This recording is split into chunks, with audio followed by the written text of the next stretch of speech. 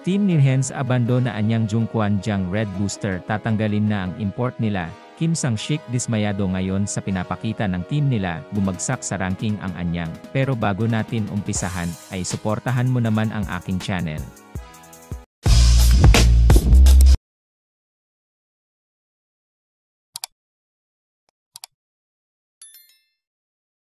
Usap-usapan nga ngayon sa mundo ng Korean Basketball League itong team ng anyang Jungkwan Jang Red Booster, na tila bumabagsak na ang rankings ngayon.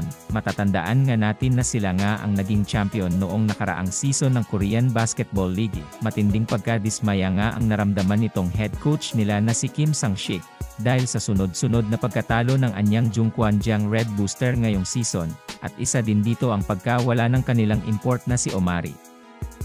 Matatandaan nga natin na itong si Omari Spellman nga ang naging most valuable player noong nakaraang season. Napakaganda nga ng pinakita niya noon na paglalaro para sa anyang kay GC. At talaga nga nahihirapan siyang pigilan ng mga kalaban pagdating sa opensa. Ayon nga dito sa head coach ng anyang Jungkwan Jang Red Booster na si Kim Sang-shik, ay masyado nga daw naging pabaya itong si Omari Spellman sa kanyang sarili.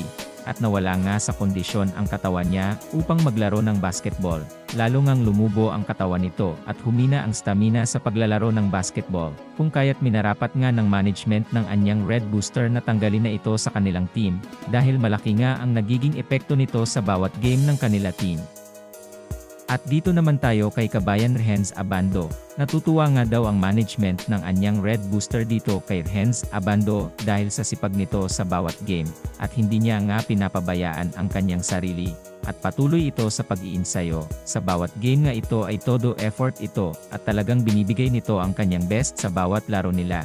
Ayon nga dito kay Kim Sang-shik, ay malaki nga daw ang tiwala nila dito kay Kabayan Renz Abando at maasahan nga daw ito sa bawat game. Ngayon nga ay kasalukuyang inaayos na ng anyang Jungkwan Jang ang krisis na kinakaharap nila, upang madepensahan nila ang kanilang titulo, at umangat ulit ang kanilang rankings, at makapasok ulit sa finals ng KBL. Sa tingin nyo mga kaibigan, may pag-asa pa kaya ang team ng anyang Jungkwan Jang Red Booster na makapasok sa finals? O mahihirapan sila, dahil maraming magagaling na player na ang nawala sa kanila? Paki-comment naman ang inyong opinyon.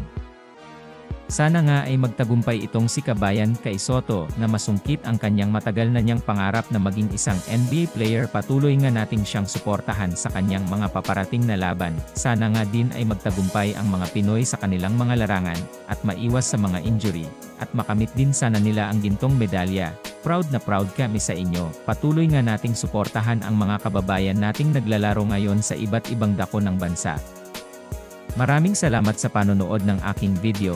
Kung nagustuhan mo ang aking video, ay huwag kakalimutang like and subscribe. At huwag mo na din kakalimutang pindutin ang notification.